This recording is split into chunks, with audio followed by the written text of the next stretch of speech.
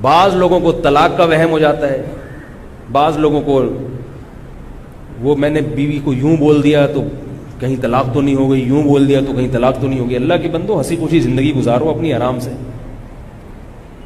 بعض یوٹیوب پہ ایسے کلپ ہیں کہ وہ طلاق یوں بھی ہو جاتی ہے تو یوں بھی ہو جاتی ہے، اس سے لوگ اور وہمی بن گئے ہیں۔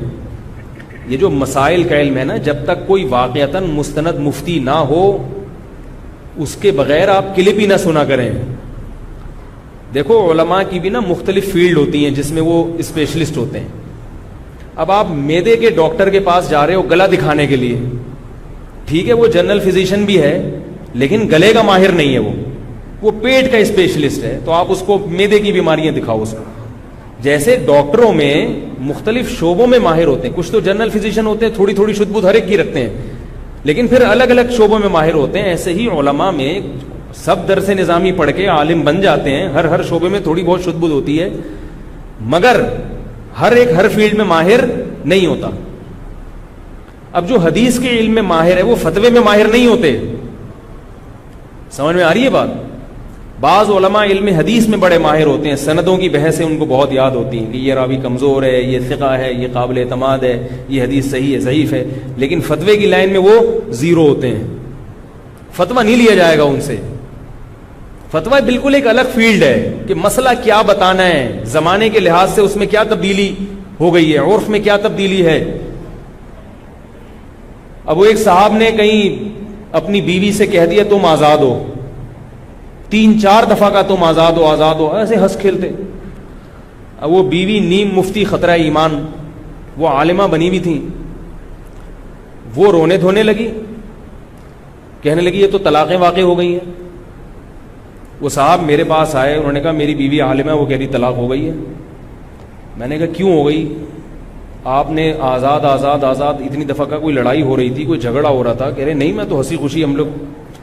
میں نے کہا ہنسی خوشی میں تو کوئی خام خامے طلاق نہیں دیتا، طلاق تو غصے میں دی جاتی ہے نا۔ میں نے کہا آپ کی نیت کیا تھی؟ کچھ اور کسی اور چیز سے آزاد کر رہے ہوگے آپ، سوچو، اس کو یاد نہیں آ رہا۔ یہ بھی یاد رکھو طلاق غصے میں ہو جاتی ہے۔ یہ جو لوگ کہتے ہیں نا شدید غصہ تھا تو طلاق نہیں ہوئی، ایسی کوئی حدیث نہیں ہے کہ شدید غصے میں طلاق نہیں ہوتی، طلاق ہوتی ہی غصے میں عام طور پر۔ مزے ایک تبلیغی جماعت کے عالم تھے، ان کے پاس کوئی آیا، کہنے لگا میں نے غصے میں بیوی کو طلاق دی ہے۔ انہوں نے کہا کہ ہو گئی ہے؟ انہوں نے کہا بہت سخت غصے میں تھا میں۔ انہوں نے کہا ایسے کوئی بھی نہیں کہتا کہ جا میری پیاری تجھے طلاق، غصے میں ہی ہوتا ہے یہ کام۔ آج کل نئے نئے مفتی آ رہے ہیں مارکیٹ میں، انہوں نے یوٹیوب پہ ایسے مفتی بہت ہیں کہ غصے میں ہو تو طلاق نہیں ہوتی، اور حدیث کا ریفرنس بھی دے دیں گے۔ کوئی ایسی حدیث نہیں ہے کہ جس میں آتا ہو کہ غصے میں طلاق نہیں ہوتی، ایسی کوئی حدیث نہیں ہے۔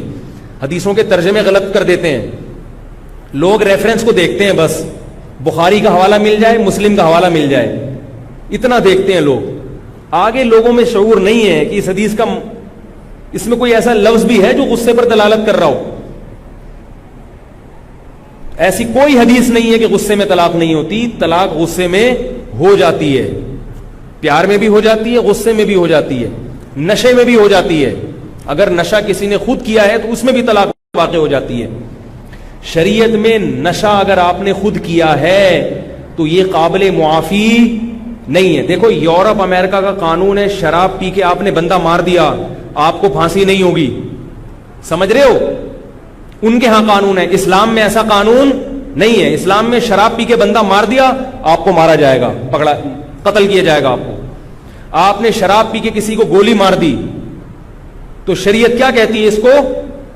اس کو بھی گولی ماری جائے گی، قصاص لیا جائے گا۔ وہ کہے میرا دماغ ہوش میں نہیں تھا تو اس کو یہ کہا جائے گا کہ دماغ ہوش میں جو آپ کا نہیں تھا، آپ کے اپنے اختیار سے نہیں تھا، خود پی رکھی تھی آپ نے، کس نے کہا تھا آپ کو پیو؟ ایسے کیسز ہم نے دیکھے ہیں کہ شراب پی اور بندہ مار دیا۔ تو وہ پی کیوں تھی آپ نے؟ آپ کو پتا نہیں تھا کہ جب پی جاتی ہے تو بندہ بھی مارا جا سکتا ہے، کچھ بھی ہو سکتا ہے۔ تو جو آدمی شراب پی کے بیوی کو طلاق دے گا اس کی طلاق واقع ہو جائے گی۔ سمجھ رہے ہو مسئلہ کہ نہیں سمجھ رہے؟ آج کل یہ بھی فیشن چل پڑا ہے، شراب پیتے ہیں، نشہ کرتے ہیں، طلاق دے دیتے ہیں، کہتے نہیں ہو جاتی ہے۔ اور جو کہتے ہیں نا میرا دماغ کام نہیں کر رہا تھا نشے میں، اس سے کہو پھر بیوی کو کیوں دی، ماں یا بہن کو کیوں نہیں دے دی طلاق تم نے؟ بہت مشکل ہے سمجھانا۔ آپ لوگ تو ماشاءاللہ کوئی بھی بیوی کے نہیں آیا نا الحمدللہ، تو آپ کو تو سمجھ میں آنا چاہیے بھائی۔ اگر وہ کہتا ہے میرا دماغ کام نہیں کر رہا تھا تو سوال پیدا ہوتا ہے کہ پھر بہن کو کیوں نہیں دے دی طلاق, ماں کو کیوں نہیں دے دی, بھائی کو کیوں نہیں دے دی؟ اس کا مطلب پتا تھا کہ یہ بیوی ہے, اس کو ہوتی ہے طلاق. تو چاقو مار دے گا تو لگے گا کہ نہیں لگے گا, اور قصاص لیا جائے گا. ایسے ہی طلاق بھی ہو جاتی ہے. تو میں عرض کر رہا تھا کہ مسائل جو ہیں, جو باقاعدہ اداروں سے فارغ ہوتے ہیں مستند مفتی, ان سے پوچھا کرو جن کے پیچھے کوئی ادارہ ہو. یہ نہیں کہ تھوڑے دن میں کوئی بھی اٹھ کے تحقیقات عوام کے سامنے مارکیٹ میں لا رہا ہے اور لوگ پھر اس سے مسائل پوچھ رہے ہیں. یہ جائز نہیں ہے.